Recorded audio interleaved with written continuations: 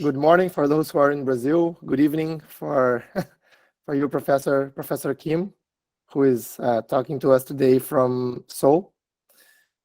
This is another webinar organized by Caos Planejado, a Brazilian digital content platform on cities and urban planning. I would like to thank Professor Kim for accepting this invitation, and also Alon Bertot, who facilitated our connection to Professor Kim regarding planning in Seoul. And our topic today is planning and housing in Seoul beyond zoning and its implications. We are very excited to learn about urban planning practices in Seoul and Korea, and how they might be an inspiration or a reference for us who are discussing these topics in Brazil. And before starting our webinar, I'm honored to introduce Kyung-Hwan Kim and his impressive resume. He's a professor of economics at Sogang University, where he has been on the faculty since 1988 and was academic dean and executive vice president for research and external affairs. He's a former vice minister of the Ministry of Land, Infrastructure and Transport of the Republic of Korea. Mr. Kim is a fellow at the Weimar Graduate School of Advanced Studies in Real Estate and Urban Land Economics, a fellow of the Asian Real Estate Society, a scholar at the Penn Institute for Urban Research, a member of the editorial board of the Journal of Housing Economics and of the International Advisory Board of Housing Studies. Dr. Kim taught at Syracuse University, University of Wisconsin-Madison, and Singapore Management University. He was president of Korea Research Institute for Human Settlements, urban finance advisor at the UN Center for Human Settlements, and president of the Asian Real Estate Society. He had served on various government committees of Korea on housing, urban planning, and local public finance prior to his service in the government. And he also worked as a consultant for the World Bank and several other international organizations. He was the head of the delegation of the Republic of Korea to the Habitat 3 conference. Dr. Kim has published in major academic journals in urban economics and real estate, and he has received his PhD in economics from Princeton University. So without further ado, thank you again, Professor Kim, and please go ahead with your presentation. Thank you very much for your generous introduction. It's my great pleasure to share my thoughts about urban planning and housing in Seoul with you. It's a big topic, and I presume that some of you know something about Korea, but not every one of you. So I try to give you a background before I get to the specific issue of Seoul 2040 comprehensive plan and beyond zoning in particular. So I organized my presentation along this outline. I will start with a brief discussion of national urban policies and legal framework for territorial and urban planning, and then talk about land use pattern in Korea and Seoul, and the spatial structure of Seoul and its metropolitan area. Briefly touch upon housing in Korea and Seoul, and then quality of life in Seoul and also competitiveness of Seoul. So this sets the tone and the background for the Seoul 2040 plan and beyond zoning, which is a feature in that plan. And I close with a few words about the way forward. Okay, it's a photo of Seoul in different angle. Korea has evolved from a low-income agriculture-based society in the 60s to a major industrial power by the 21st century. And over these years, there have been different policy issues in urban, accommodating rural-urban migration by way of providing housing and adequate infrastructure, but then try to contain rapid population growth in Seoul metropolitan area, which is also known as the National Capital Region, And during this period, new towns have been developed around Seoul, as we'll see. And then since 2000, this balanced territorial development has been a big issue. The successive governments have tried to do different policies to promote balanced regional development. And in the early 2000, in the early years of the millennium, we created a new administrative city and also a set of innovation cities to disperse jobs and population from the Seoul metropolitan area. Here's the schematic diagram of the national framework for planning. At the top here, we have the Comprehensive National Territorial Plan, which covers 20 years. So we just launched the latest plan that extends to the year 2040, just last year. And then we have Comprehensive Provincial Plan, such as metropolitan and city or country, and city or county master plan, and then management plan. And then there are regional plans and also sectoral plans to go with these spatial plans. National territory is classified into urban areas and management areas. And then urban areas are further divided into residential, commercial, industrial, and green areas. And urban areas represent about 17% of total land area of Korea, which is just over 100,000 square kilometers, which is a very, very small territory compared with Brazil. And the other areas called management areas have different categories of managing land use. So the planned, productive, meaning agriculture, and then nature preservation. And also agriculture and forest areas cover 49%. On top of this, we have green belts around the Seoul, city of Seoul, and 6 other major cities, which covers about 3.8% of the total land territory. Okay, here's the Seoul's land area and zoning categories. The first table is by use type, and you can see forest. Seoul has a set of big mountains, which cover 23% of total land, and we have a big river and also streams of the river. They together comprise about 1%, and then built up or area or buildable land area is about 36%. And then a large chunk of land is devoted to roads. In terms of zoning categories, we have green, residential, manufacturing, commercial, as I mentioned in the previous slide. And residential areas are further divided to exclusive residential type 1 and 2, and the general residential area 1, 2, and 3, and then semi-residential area.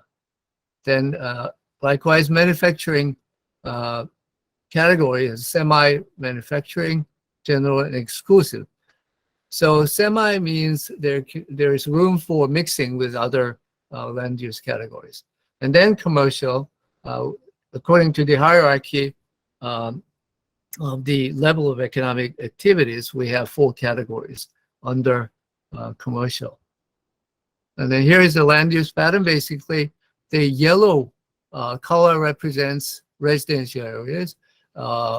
Pink and red represents commercial. And then this purple is industrial site. And then the green, for obvious, mountains. And this is big river flowing and dissecting the city. Okay. Seoul has been losing population by a small number for the past 10 years or so. It peaked at 10.5 million and then started to decline, and It currently stands at 9.5 million. And the National Capital Region, or Seoul Metropolitan Area, consists of Seoul and then Incheon, which is a port city west to Seoul, and then Gyeonggi Province, which surrounds Seoul. And the region together accommodates slightly over 50% of Korea's total population, which is 51.8 million. And Seoul is aging pretty rapidly, just like the country as a whole. The median age of the city residents is 43.4 years. And 65 plus, the age population comprises nearly 17% of total population. And there are many one-person households, which is over 1/3. And this is a famous chart due to Alain Bateau, which dates back to 1990. But it's here, the net residential density, which is the number of persons per 1 hectare of built-up area. And Seoul is right here, very dense city among the cities represented in the sample. So the inverse of this is per capita land consumption, which means Korea has very little amount of land per person in terms of consumption. So if you look at the amount of land each person controls, in the case of Seoul, it's just over 25 square meters in 1980, and now it's 36. So basically, over the 40-year period, per capita land consumption increased by just 50%. If you think about the pace of economic growth, this is a very sluggish growth. So the population in Seoul is pretty much under a constraint to consume a small amount of land and housing space. If you look at the spatial structure of Seoul, it doesn't look like a typical monocentric city. Actually, back in 1990, it was pretty much flat, very flat density profile. Okay, and in 2000 and 2010, the shape has a little change like this, but still, it is far from being close to what you see in a monocentric city. If you extend this spatial structure diagram beyond the city boundary, you can see that if you go past the Greenbelt, which is around here, okay, then it goes to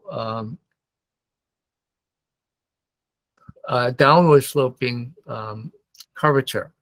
So if you look at the entire capital region, it sort of appears to monocentric city, but again, there's this upward sloping part in the density gradient. Okay, Seoul has an extensive green belt around it. The shaded green area represents green belt, and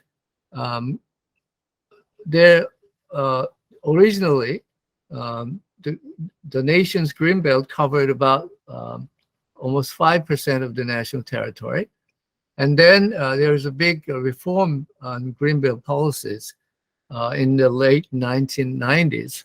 Now the total land designated as green belt is just 3.8% of the national territory, and each and every plot designated green belt is classified on a 1 to 5 grade scheme, where grade 1 represents the highest environmental value, and grade 5 represents the lowest environmental value. So when government releases Greenbelt land upon review, we make sure that grade 1 and 2 remain untouched. Most of grade 3 is also protected. So land release is permitted based on a thorough review if it belongs to grade 4, 5, and sometimes 3. But the thing is, the amount of land inside Greenbelt is around Seoul, which has grade 3 through 5 in terms of environmental quality, is 382 square kilometers. And if you look at the previous slide, the built up land inside the city is 222 square kilometers. So there is a great deal of potential to provide developable land if some portion of Greenbelt were relaxed. But this is a very difficult decision to make. Okay, another diagram of Greenbelt, but this shows also the 5 new towns. There's 1, 2, 3, 4, and 5. You can notice that these new towns were constructed beyond the outer edge of Greenbelt. The series of new towns was developed in the late 1980s and early 1990s in order to provide new housing on a massive scale to deal with the chronic housing shortage. But the government also ensured that Greenbelt land was not going to be touched. So, and that's the result. And you can see 3 circles here: CBD, traditional city center, central business district, and then we have 1 in YBD, which is on a small island on the Han River. As you can see, there is a big river here. And then GBD is the latest subcenter south of the river. And if those of you who are familiar with the song Gangnam Style, this is where Gangnam is. This is Gangnam Business District. Okay, this is a photo of the Central Business District in Gangnam, and it's a Jeouido. This is the latest and highest or tallest building in Seoul, which is Lotte World Tower. All right, just briefly about housing. This is a national snapshot. So we have about 20.7 million dwellings for about 21 million households. And dwellings per 1,000 population is 418, and the figure is close to 400 for Seoul. And over 60% of the housing stock is made up of condominiums or high-rise apartment. Housing is a key asset in Korea, and owner occupancy rate is 58%, and home ownership rate is slightly higher than that because some renters own their own houses somewhere. And housing asset represents 3 times the nominal GDP. And mortgage debt outstanding is about 47% of the size of the economy. And government policy goals in housing is include to promote housing price stability, increase the supply of new housing, and then allocate new housing to predominantly first-time home buyers.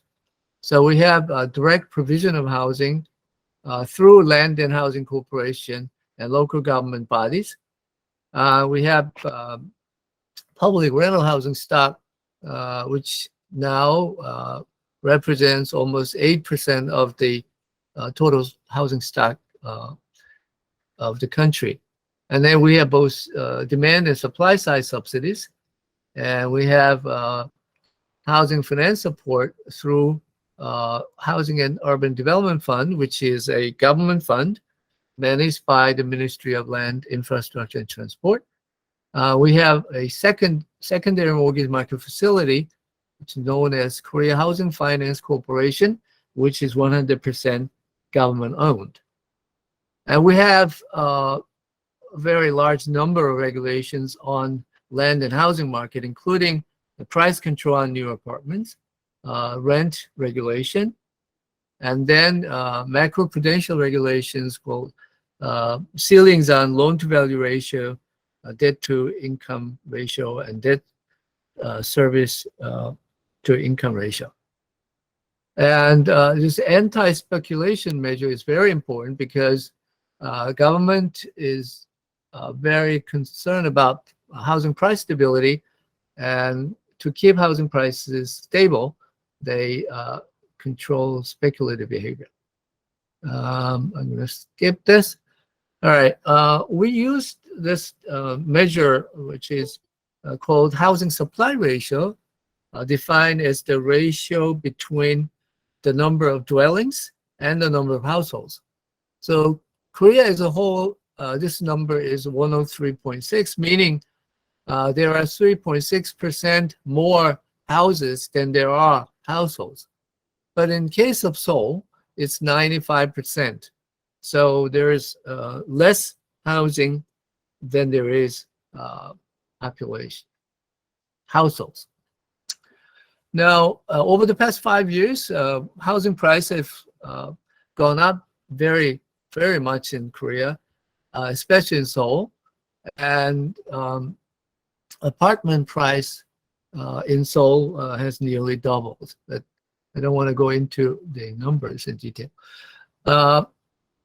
In terms of affordability of housing in Korea and Seoul, if you take a look at the price-to-income ratio,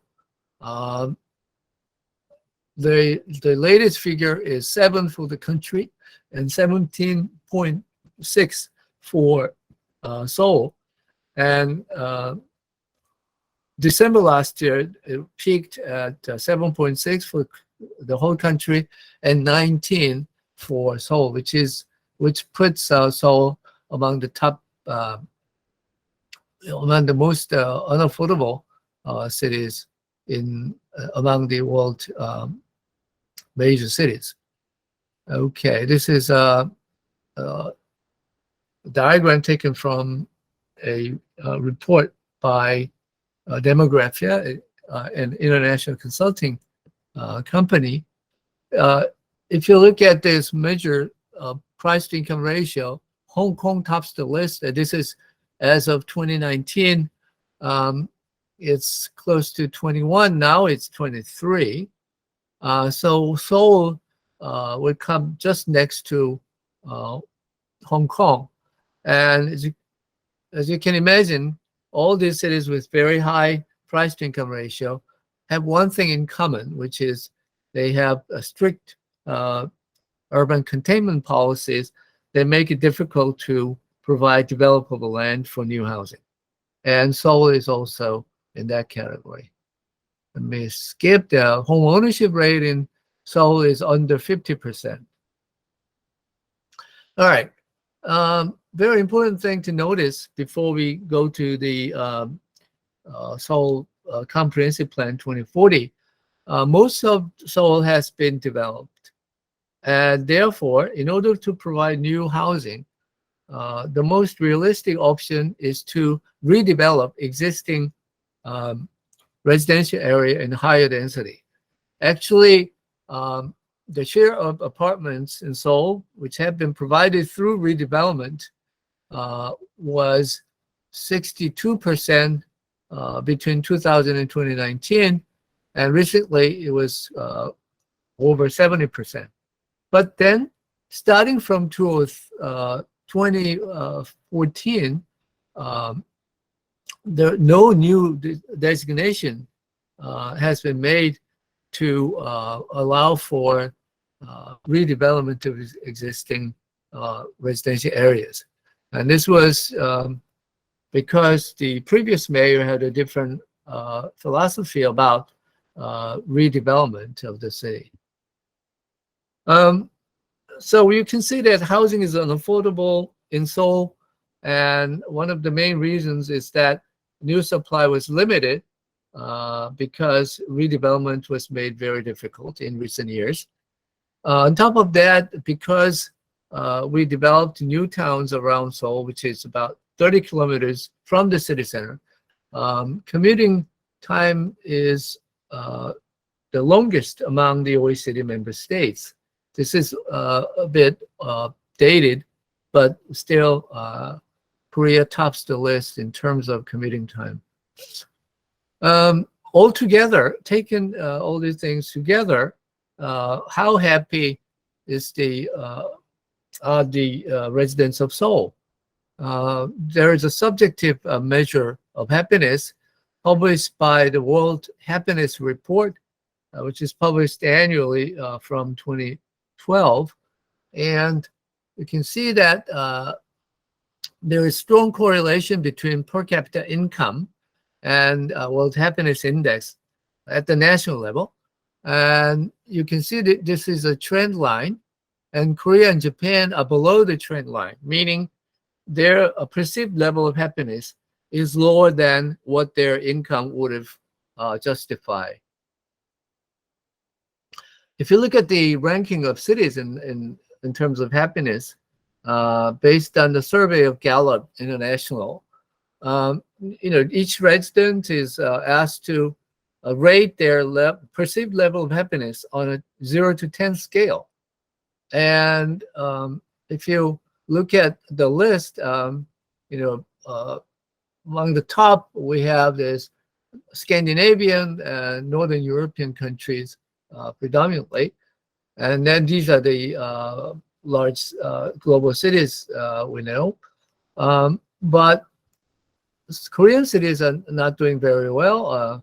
Seoul ranks 83rd, Incheon 88, and so on. Sao Paulo is ranked 53, by the way, 53rd.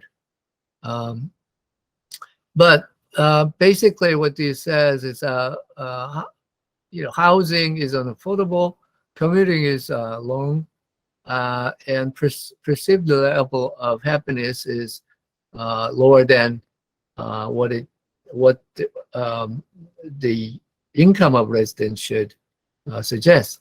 Finally, this is one of the measures of competitiveness of cities.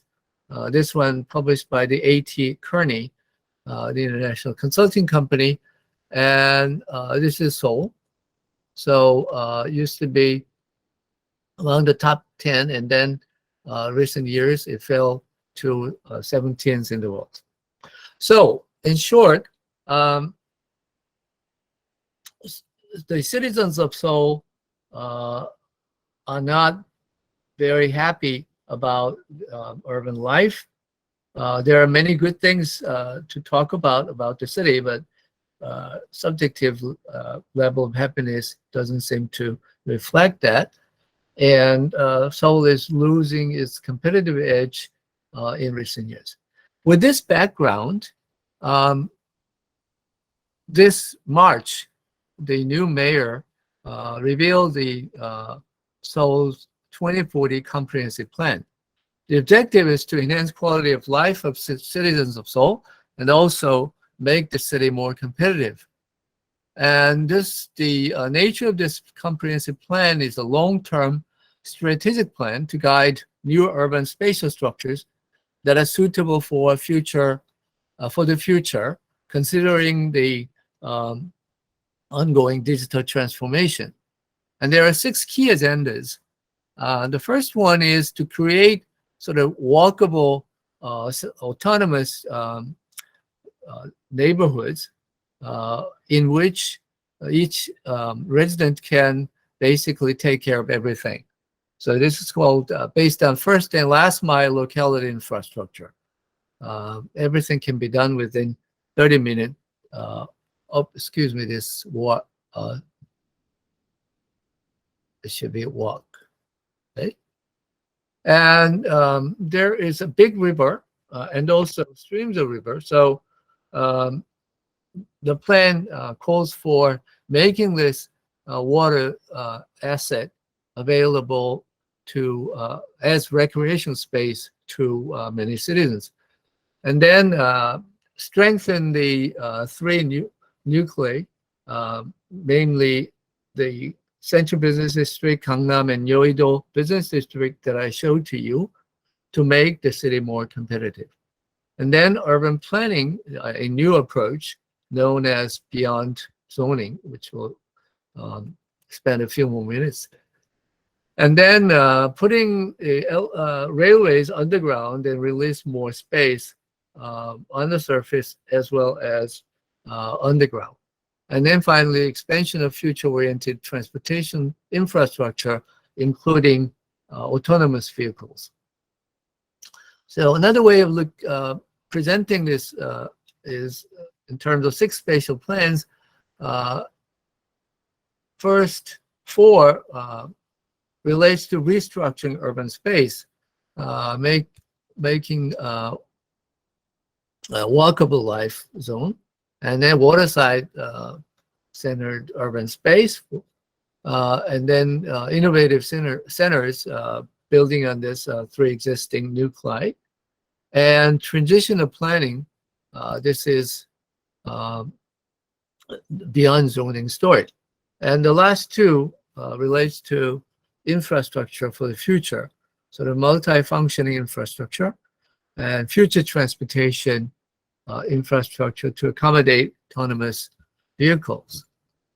And the bottom line of this plan, or the thinking behind this plan, is the big blur, which means spaces overlap for housing, work, and leisure.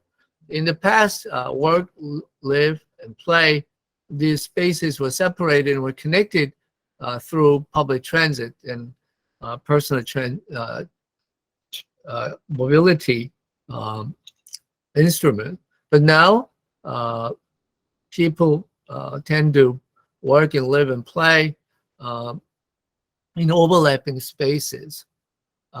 So in order to accommodate this change, you have to go beyond the traditional zoning, which separates residential from industrial and commercial space, and also separate open space.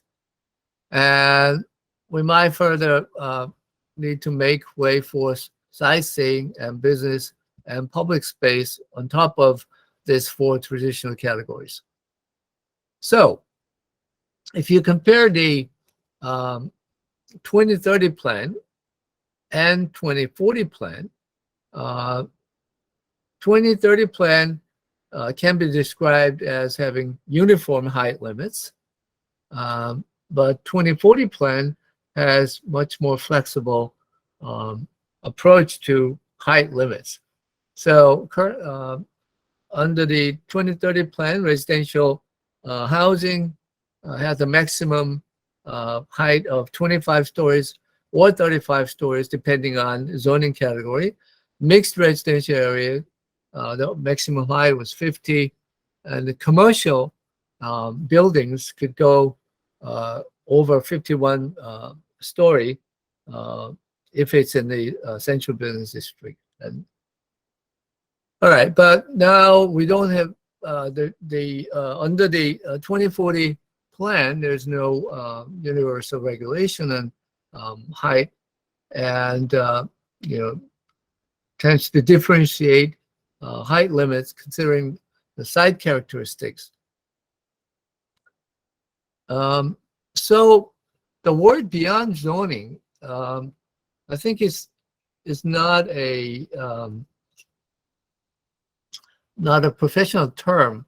I guess it means that Seoul wants to adopt a new paradigm of urban planning, which goes beyond the traditional zoning categories. So the new zoning system embraces this autonomous zoning adaptation and multifunctional arrangement in every space. So the purpose is to bring everything together for convenience and efficiency by placing everything the residents need within easy reach by walk. So you can think about white side of Singapore, or the approach that taken in the development of Hudson Yard in New York City, in thinking about the beyond zoning story. But we have a legal base in the National Land Planning and Utilization Law, which is the most important law governing territorial and urban planning. There is a category called area under minimum siting restrictions. Remember, the national territory is divided into urban and then the management areas. And then within urban areas, there were 4 categories. But here, area under minimum siting restrictions allow for mixed land use. And the plan sets the limits on land utilization and its purposes, building to land ratio or floor area ratio, and the heights of the buildings. This is separate from the existing zoning categories. So it, in that sense, it goes beyond the conventional zoning. Now, in implementing this new idea, Seoul already has power to implement most of that, but Seoul wants to have more room to maneuver, and they are working closely with the ministry to see if they can have this law revised to allow for more flexible land use. And the mayor has declared that he'll try to apply this concept to Yongsan and Seoul project, which I will show you in a minute. Yongsan is just south of the traditional central business district, and there is an old train yard, and the city plans to redevelop the area, which is about 500,000 square meters, into an international business district. As you can see, high-rise towers, a lot of green space, and accommodate future mobility infrastructure and so on. And then Seoul is a commercial district, but it runs north-south, and it connects to a major mountain. So they want to redevelop this area to high-density mixed use, and also provide a lot of green space. Finally, this is another mega project is being implemented called MICE Complex Construction. This is the site of the 1988 Olympic Games, and they want to preserve that, but other facilities will be redeveloped into MICE and business district. Okay, going forward, Korea has been promoting a smart city for the past 10, 15 years, which is consistent with the new urban agenda adopted at Habitat 3 conference, which is safe, inclusive, sustainable, and resilient city. And about housing supply, we need to increase new supply in response to changing demand. There's a quantitative shortage, but also qualitative need to upgrade existing housing. So to meet this demand, we need to facilitate redevelopment of existing built-up areas. And we should also go beyond the 35-story height limit. And we also need to work on mobility and provide more amenities to the citizens. Okay, I'll stop here and take your questions. Thank you for listening. Thank you very much, Professor Kim. It was an outstanding presentation. I have many questions. I will ask the participants who are joining the webinar to send their questions through the chat, and I can try to organize and moderate the questions to you. And maybe we could start with, I would like to clarify some of the, let's say, fundamentals of the housing market in Seoul. When you mentioned that population in Seoul is decreasing, my question is if the population is also decreasing in the metro area. No. And it's probably growing in the metro area, correct? Right, that's right. Okay. Yeah, that's a good point. The city of Seoul is losing population, but the surrounding metropolitan area is gaining population. So we see, let's say, the area per capita consumption increasing in Seoul, right?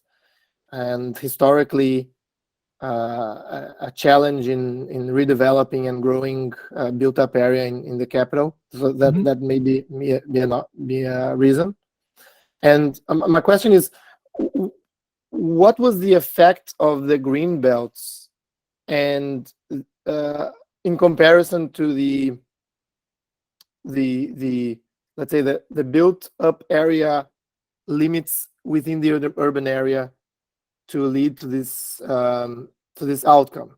So is it the fact that the Greenbelts were not the urban area wasn't reaching the Greenbelts until, I don't know, 1990s or 2000, and now the Greenbelts are restricting this growth? And just a follow-up on that, when you talk about the height limits of the current or previous plan in Seoul, it sounds high for us coming from Brazil. When you talk about, I don't know, like 35-story height limits, is that already built up in Seoul? Is that what kind of floor area ratio are we talking about for residential areas in Seoul? And was that also a restrictive factor in providing housing? Yeah. About Greenbelt, the impact of Greenbelt is a little bit controversial. Planners believe that it is an effective measure to contain the population growth. From an economist's viewpoint, what happened as a result of this Greenbelt is that development took place outside the limit of the Greenbelt, and government intentionally built new towns outside the outer edge of Greenbelt. So these new towns, or first-generation new towns, were built at a location typically 30 kilometers from the city center. It's a pretty long commute. And we extended public transit and also roadways to connect these new towns to Seoul. And then we constructed second-generation new towns further out. And now we are working on third generation new towns. Land within the city limit has been fully developed, pretty much. So there is no empty land. The only exception being Greenbelt. So if you don't touch Greenbelt land, then the only alternative to increase new supply of housing on a large scale is redeveloping existing areas. The maximum floor area ratio is about 300% in general residential area. If it's semi-residential, so which is mixed residential and commercial, I think it's 350. Okay. Yes, the 35-story building is already very high. It's a maximum. It depends on the price of land and the demand conditions. You don't want to build 35-story residential towers in more remote areas where demand is weak. So this height limit really bites on prime property, which is very well connected to the city center by transportation network. And what was the other question? Have I answered the questions? Or? Yeah, pretty much.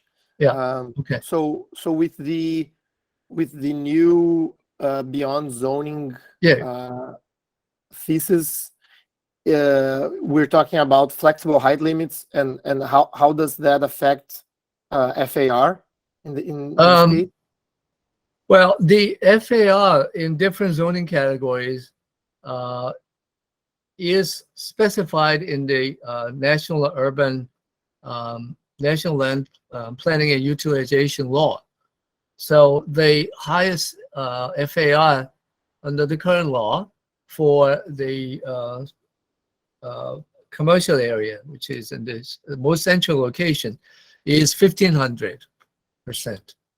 And the city mayor now thinks that, considering what we saw in Hudson Yard in New York City, I think the average FAR is 1,800%. In Singapore, Marina Bay, it's about 1,300 or so. But the project that I've shown are subject to 600% floor area ratio. So they have to change the zoning category, but also if they want to go beyond this current ceiling, they have to modify this law. So that should be done through the National Assembly or the Parliament. So that's a more difficult issue. Okay. But the key is now we want to make land use much more mixed and multifunctional.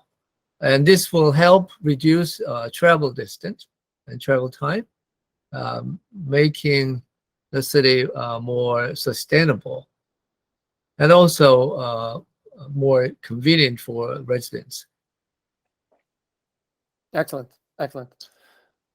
We have a few questions coming in Sure. regarding housing policy for low-income families. And I would like to put that together with a question about how did Seoul transition from, let's say, when we think about even Korea's economic development from the beginning of last century to today, from a city that had, let's say, informal housing stock, yep, to mostly formal housing stock that we see today, because this is a very close reality to us in Brazil. Yep. Yep. And many of us have challenged to think about how do we get from here to there. Yeah. And I think that would be an interesting topic to cover about Seoul's housing history. That's a tough question, and I believe each and every country has its own circumstance to deal with. In the case of Seoul, we had large number of so-called informal housing units or illegal dwellings encroaching upon public land in the 60s alongside river streams and so on. Now, the government tried hard to sort of remove these houses and build better houses.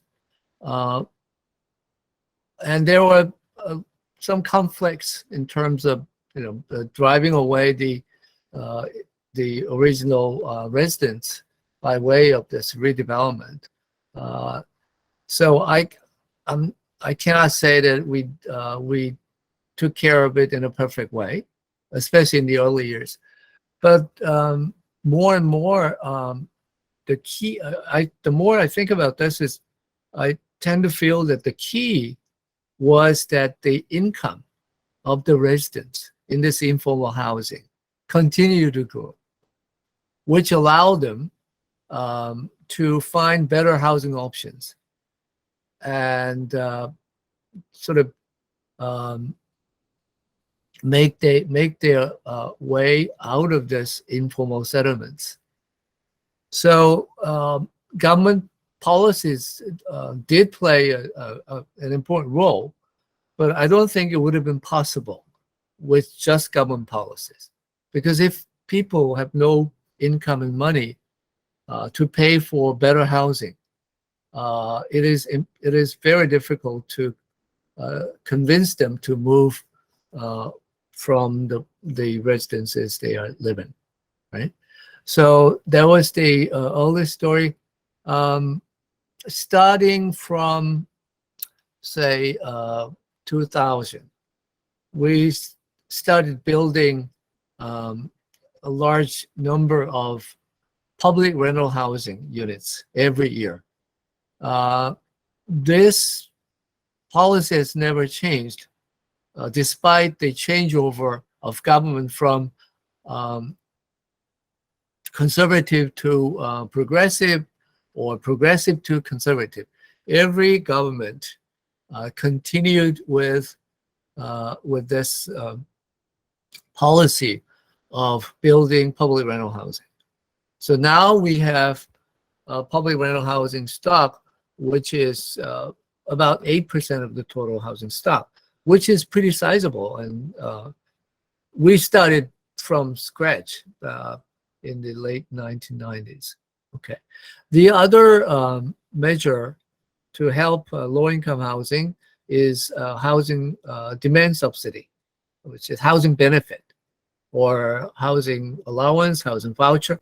So it's not a very large amount, but we provide this housing benefit to households whose income is about 45% of the median income now, and we keep sort of expanding the coverage of this benefit. And then for moderate income households, we provide subsidized loans to purchase small owner-occupied homes. Yeah. And are these housing vouchers available for open market housing, or only for public rental units? It's available for open market. Open market. You can use it to pay for your rent in the public housing, rental housing, but it can be used for rent payment in the open market. Yeah, I tend to like the demand side subsidies.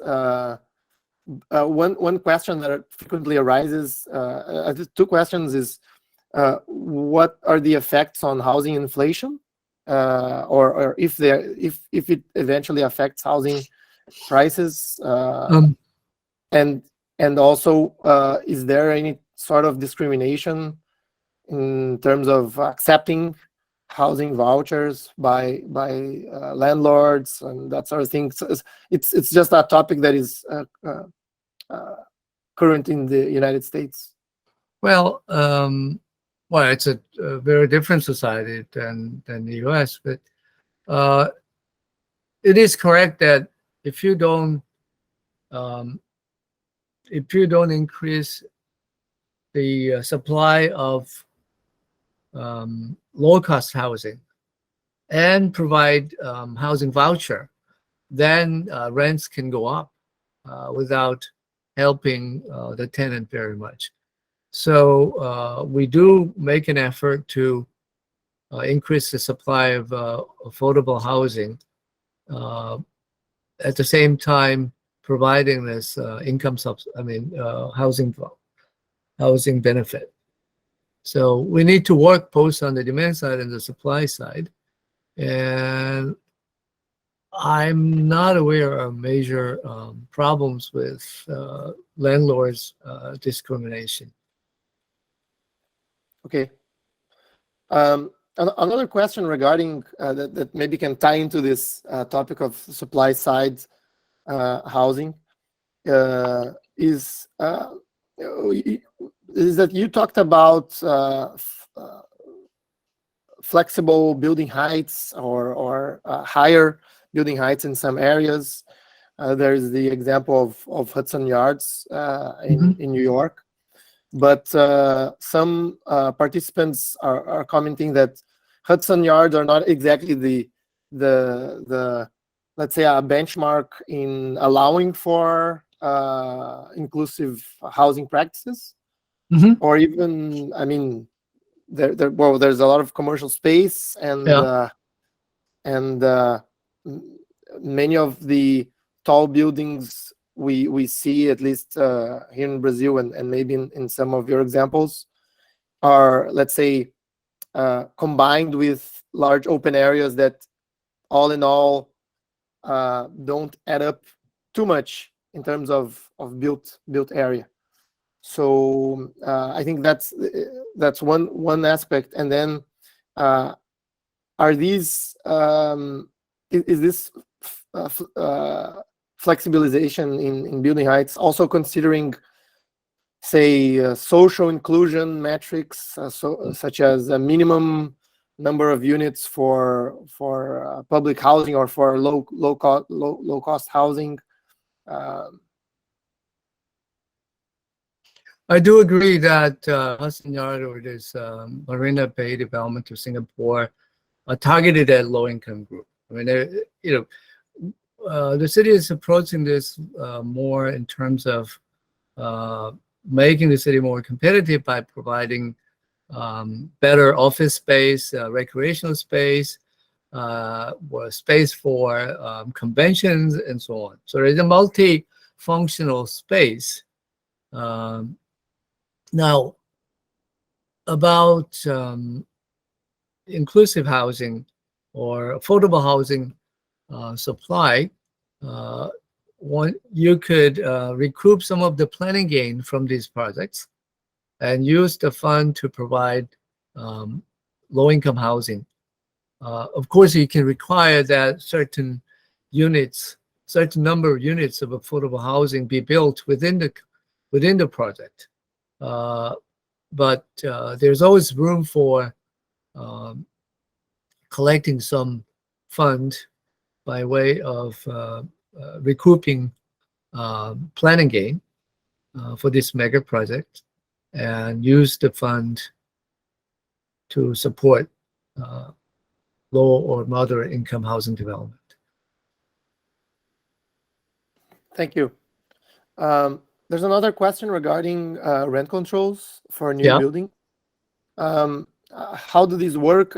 Is it a large number of units that are subject to rent control currently in Seoul, and how is this impacting the real estate market and the housing market? Last year, the rent regulation law has been revised. So under the new law, the landlord can increase the contract rent within the limit of 5% for 2 years, right? And this rent control applies to every rented unit. So it's a unique feature in Korea, unlike in many other cities where only relatively old dwelling stock is subjected to rent control. But in Korea, there's no exception.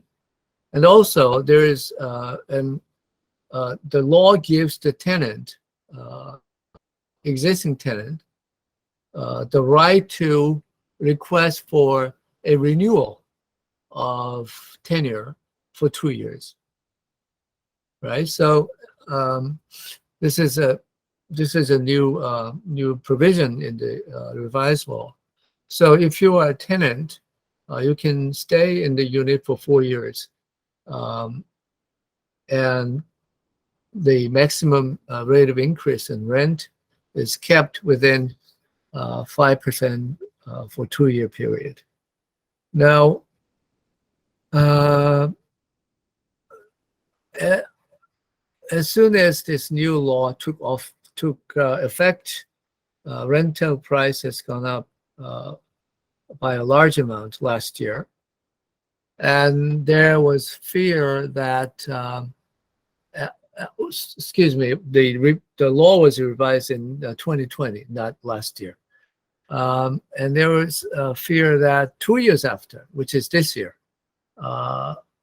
we might see this large increase in rent, and that obviously didn't happen. I think macroeconomic environment had a major impact, the high rising interest rates. But in order to understand the rental market in Korea, you have to understand the unique rental lease arrangements in Korea, which is known as chonse. I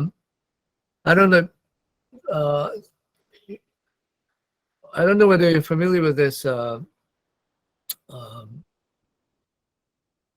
scheme known as anti-crisis.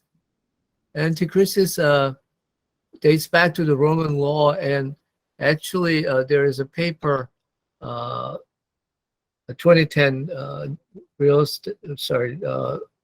regional and urban economics, and there's a paper about a case in Bolivia where this anti-crisis is in practice for commercial building. So what this arrangement is about, I borrow some money from Anthony, and normally I would pay you back interest every month, and then at the end of the contract period, I'll repay the amount of the principal. Now, instead of doing that, you let me occupy your building. Okay, so on my part, instead of paying you interest, I occupy your house and live there for free. So this is the arrangement, and this is much more widespread in Korea than any other country. So a lot of people think this is uniquely Korean, but there is some example of other countries. But basically, in Korea, if you're a tenant, typically, you pay a lump sum deposit when you sign a lease contract with your landlord. The deposit is anywhere between 50 to 70% of the price of the house itself. So it's a large amount, right? But during the 2-year lease period, you don't pay monthly rents. And at the end of the 2-year lease, you get the deposit back in full amount. In the meantime, the land uses the deposit and invest it to make profit from whatever method he or she prefers. Okay, so what's happening now is that those who signed the lease on this chonse arrangement, switch to monthly rent, because 5% of a large sum of deposit is still a big money. So and if they want to borrow this money from the bank, now they charge much higher interest rate. Therefore, they would rather pay monthly rents now. So things are happening. We still need to see through the full impact of this new rent control law. Being an economist, I'm not really in favor of this, but this is in place, and we'll have to see how we can handle it. All right. Thank you. It's a interesting background on housing financing in Korea. That's right. Professor, another question now regarding the beyond zoning concept. You mentioned that many of the projects will be, let's say, reviewed case by case in a more customized basis. And there is, from time to time, there is this sort of discussion here in Brazil. And I think some of the questions that arise regarding this practice is that, well, we'll have much longer time and uncertainty to approve projects. The government will require a very strong, large technical planning sector to be able to handle this volume, right? In contrast to a blanket regulation. Right. And coming from Brazil, we also talk about corruption, right? I mean, if there is a subjective approval process, there's margin to make different decisions in different contexts. Can you comment a little bit about that and how Seoul is dealing with these challenges? That's a very important point. I guess the downside of this more flexible zoning system is that there's room for negotiation and also room for discrepancy, room for discretion by the city government. And the fact of the matter is, Seoul City could have been more aggressive in utilizing this this method allowed in the law, but they didn't, because they didn't want to get involved in this, I guess, controversial cases. So if you make generous,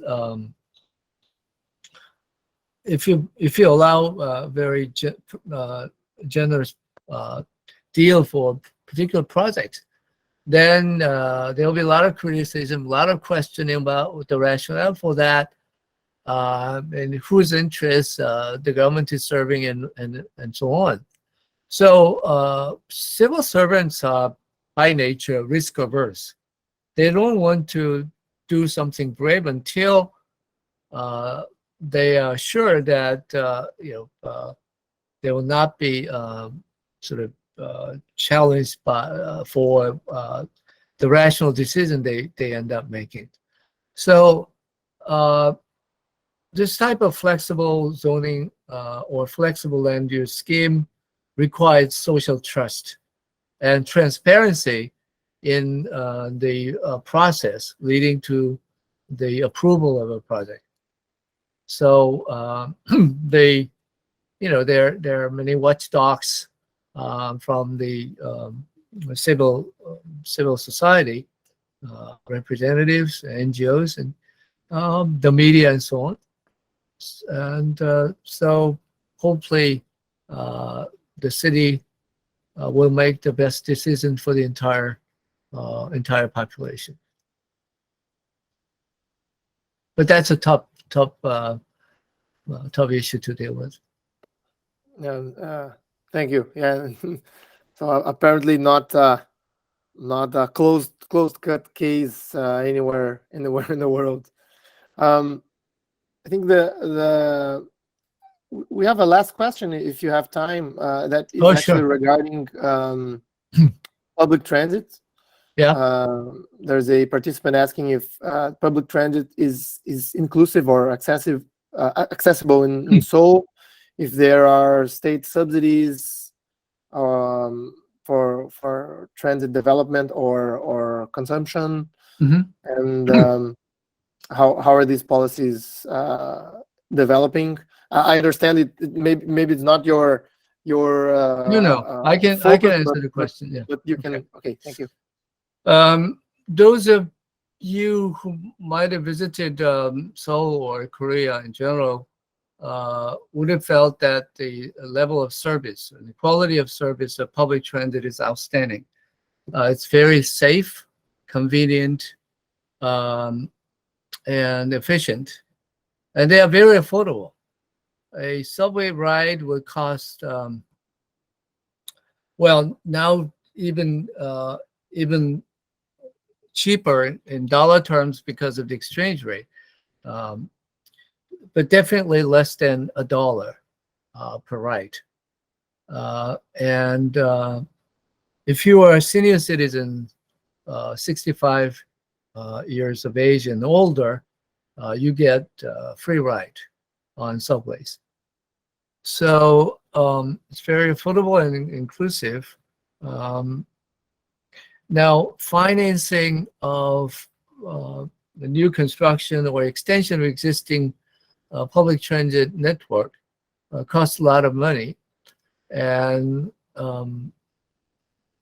the state or the national government co-finances the cost of new subways or extension of subways. The cost-sharing arrangement is different depending on the size of the city, but there is general cost sharing by the national government, and the cities run deficit from the operation of public transit because the fare is kept low. They use some general tax revenue to pay for this deficit. Okay, thank you. Actually, we had another question coming in the last minute. Go ahead. There's a participant and also related to this theme of transportation. Would like to understand if this connection of planning between housing and transportation, right? Yep. Urban development and transportation. Has this always been a factor in Korean or in Seoul's urban planning? Is this a recent development? How is the, let's say, public debate relating these two issues developed in Seoul? Because here in Brazil, we still see these debates happening almost in parallel without a lot of connection between each other. The coordination between housing development and transportation network is essential. We all know that. And as far as I know, as early as in the planning of the new towns, five new towns that I talked about, the provision of trunk infrastructure was part of the plan to develop the new towns. So new roads were constructed to connect the new towns to the city, and existing roads were expanded to accommodate new population. And also subway line was newly constructed, or the existing subway line was extended.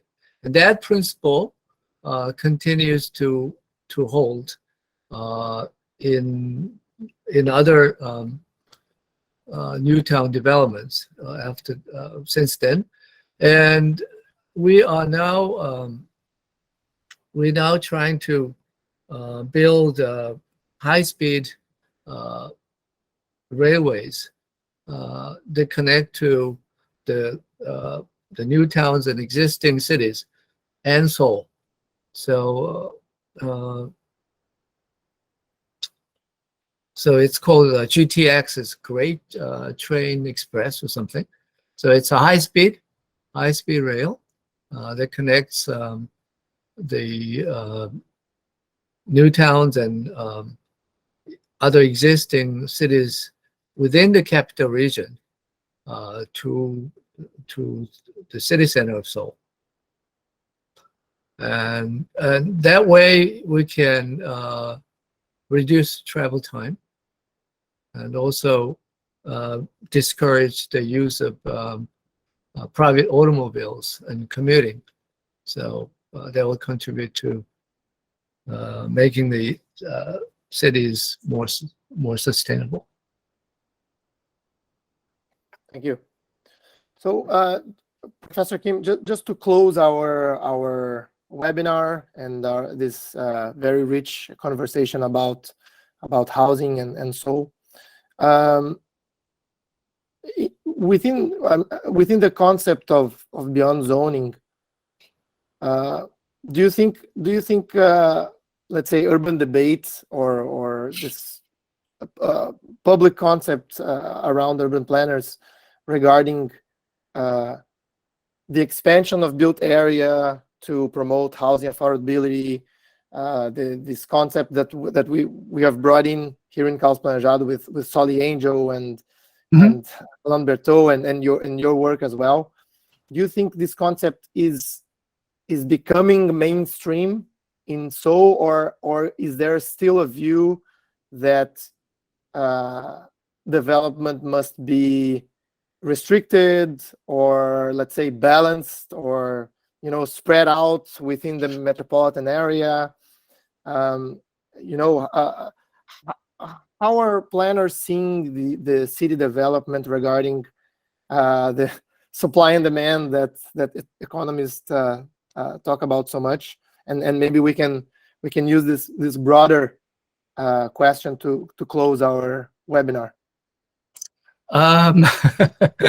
That's a real big question to close the webinar vibe with.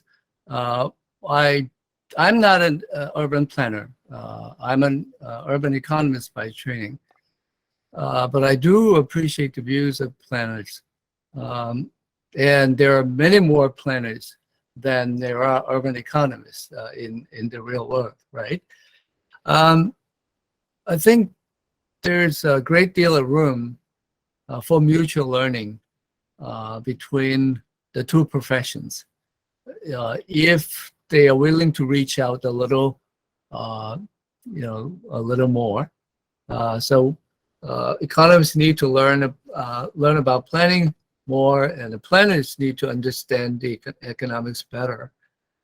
So there's always a debate and sometimes fruitful discussion. I served in the government committee to release Greenbelt land long time ago. I worked with planners and the media representatives and the NGOs. Nobody got the perfect result from their own perspective, but it's important to make informed decisions. I think the main responsibility of experts like you and I is to help people, the general public, and the policymakers better understand the costs and benefits of specific policy and regulation or project, so that they can make best decisions. In the case of Korea, in addition to the debate between planners and, say, market oriented economists or industry people, there is this big issue of balanced regional development. So what's going to happen if all this mega project materialize in Seoul? The Seoul will become a better place, will be a more competitive city, and so on. But wouldn't it harm the balanced development of the entire country? This is a really tough issue to deal with, right? I tend to believe that making Seoul more competitive and a better place to live in for its own residents should be thought separately in parallel with the development of other parts of the country. But there is much more than economic thinking that goes into this decision making and policy making. So from my brief career as a civil servant, we need to keep our ears open. Shouldn't be afraid to debate and try to come up with the best possible ideas to implement. Wonderful, wonderful. Thank you very much. We have already received many positive comments on your talk and on this conversation by the participants. And I'll leave you with your final remarks. Thank you.